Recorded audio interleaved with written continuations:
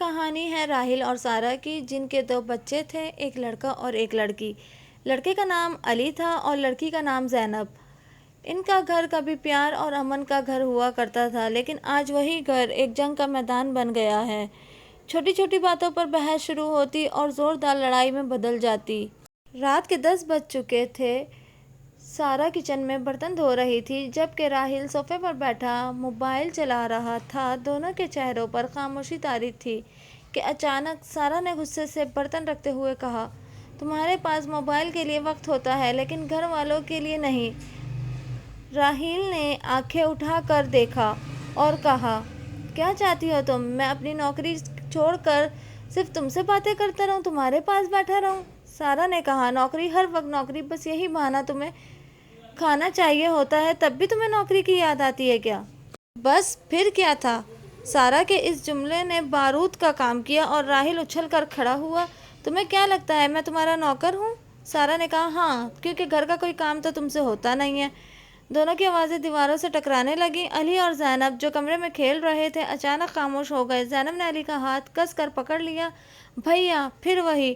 اس کی آنکھوں سے آنسو جاری ہو گئے۔ علی نے کہا، "چپ رہو، سب ٹھیک ہوگا۔" لیکن اس کی آواز بھی کانپ رہی تھی۔ راحیل نے چیخ کر کہا، "تم نے میرے ماں باپ کو کبھی عزت نہ دی۔" سارہ نے جواب دیا، "تم نے میری زندگی اجیرن بنا دی۔" اس بار اس کی آواز میں درد تھا۔ اتنے میں ایک تھرتھراہٹ سی گھر میں پھیل گئی۔ زینب نے اچانک چیخ مار کر کہا، "بس کرو، بس کرو، مجھ سے اور نہیں سنے جاتے۔" اور زینب گھر سے باہر نکل گئی۔ یہ دیکھ کر سارہ اور راحیل خاموش ہو گئے اور زینب کے پیچھے بھاگے، لیکن زینب انہیں نظر نہیں آئی۔ باہر کڑاکے کی ٹھنڈ تھی اور سارہ کے ہونٹ کانپ رہے تھے۔ اس نے زینب کو آواز دی، "زینب میری جان، کہاں ہو تم؟" سارہ کی آواز میں گھٹن تھی۔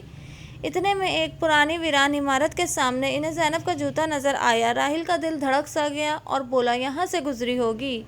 عمارت کے اندر داخل ہوتے ہی انہیں زینب کے رونے کی آواز سنائی دی، لیکن ساتھ ہی ایک آواز تھی، ایک بھاری سانس لینے کی آواز۔ زینب ڈری ہوئی تھی اور آواز میں بولی، "بابا، ممی۔" سارہ نے ٹارچ کی روشنی پھیرتے ہوئے دیکھا کہ ایک بڑا سا کتا زینب کے قریب کھڑا تھا۔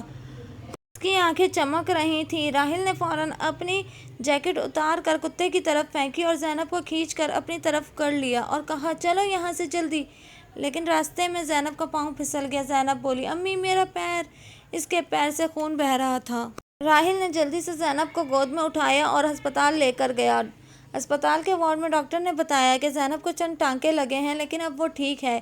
جب زینب نے آنکھیں کھولیں تو اس نے اپنے والدین کو ہاتھوں میں ہاتھ ڈالے دیکھا اور مسکراتے ہوئے کہا، اب اگر آپ لوگ لڑو گے تو میں پھر بھاگ جاؤں گی۔ سارہ نے راحیل کی طرف دیکھا اور سالوں بعد اس کی آنکھوں میں خوف کے بجائے پیار تلاش کر رہا تھا۔ "نہیں، اب ہم نہیں لڑیں گے، ہم نے فیصلہ کر لیا ہے۔" راحیل نے سارہ کا ہاتھ تھام لیا اور کہا، "ہم ایک دوسرے کو دوبارہ سے جاننے کی کوشش کریں گے۔" اس کہانی سے ہمیں یہ سبق ملتا ہے کہ ماں باپ کی لڑائی ہمیشہ بچوں کے ذہن پر برا اثر ڈالتی ہے۔